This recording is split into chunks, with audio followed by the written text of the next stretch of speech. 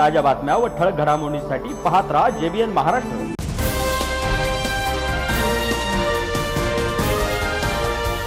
जळगाव जिल्ह्यातील फत्तेपूर परिसरात आंतरजातीय प्रेमविवाहाच्या रागातून मेहुण्याची हत्या झाल्याची धक्कादायक घटना समोर आली आहे। सुभाषपुरा येथील प्रशांत सुभाष चौधरी यांनी आंतरजातीय प्रेमविवाह केला होता।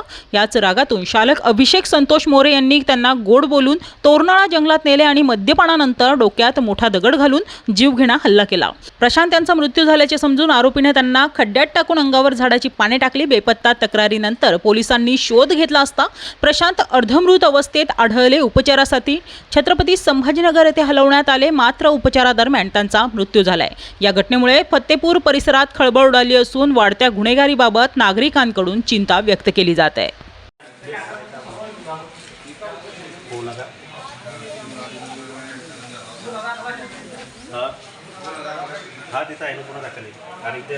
तुम्हाला भेटला गेले मार का द्याला आणि तुम्ही मारू मारू केले का का बोलले तो पोलीस स्टेशन मध्ये आयश मध्ये असं जपतो त्याच्या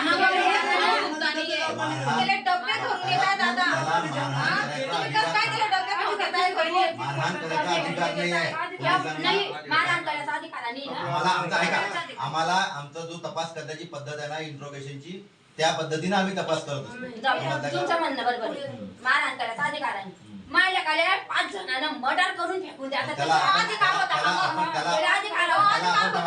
त्याला आपण अटक केलं ताई, अटक केलं पीसीआर मध्ये आहे, पीसीआर घेतला आम्ही त्याचा पीसीआर घेऊन त्याला अटक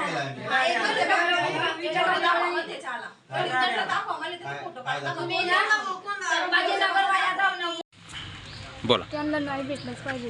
एक कैदी आहे जेलमध्ये, त्याच्या मागे 4-5 जण आहेत, त्यांना बी पकडलं गेलं पाहिजे। तशी तुम्ही फिर्याद नोंदवलेली का आता पोलीस स्टेशनला? नोंदवली। या नाही पण तुमच्या पतीची हत्या झाल्यानंतर हा तुम्हाला घरच्यांचा फोन आलेला का तुम्हाला वैयक्तिक त्यांनी भेट घेऊन ही धमकी दिली? गल्लीत येऊन घरी तुमच्या घरी येऊन त्यांनी धमकी दिली? ही धमकी कधी दिली? मंगळवारी। आणि तुमच्या पतींना सोमवारी त्यांनी जखमी केला आणि मंगळवारी घरी येऊन धमकी दिलेली का त्यांनी? काय धमकी दिलेली? एकाला मारलं, आता दुसरं बाकी आहे। बरं, त्यांचं काय नाव? संतोष त्र्यंबक मोरे।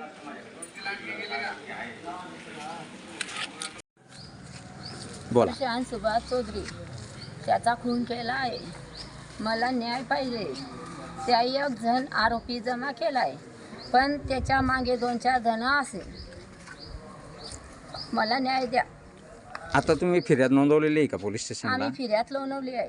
तुमचं म्हणणं आहे जे बाकी एक आरोपी त्यांनी जमा केला आणि बाकी आरोपी अजूनही संशयित आहेत, त्यांना अटक करण्यासाठी तुम्ही आता फिर्याद नोंदवलेली का? हा, आम्ही फिर्याद नोंदवली आहे। एकानं मारलं नाहीये, त्याच्या मागे 4-5 जण संशय आम्हाला येतोय।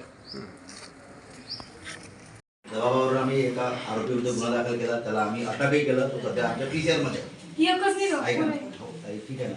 मी कालही सांगितलं आहे, जर मला तसा काही पुरावा आढळला तर मी कोणाला सोडणार नाही। माझा तपास सुरू आहे। मला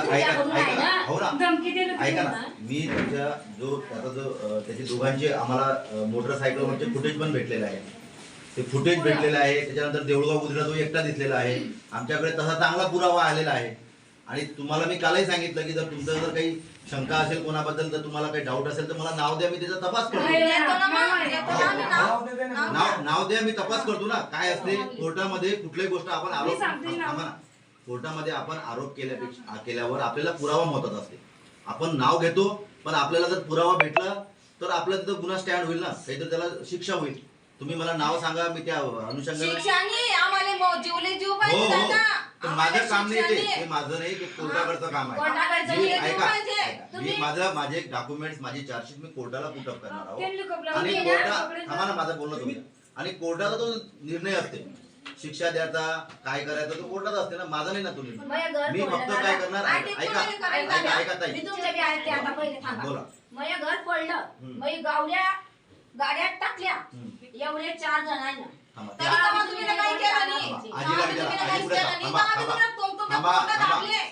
कारवाई केली, तुझ्या समोर केली, काही आरोप नका।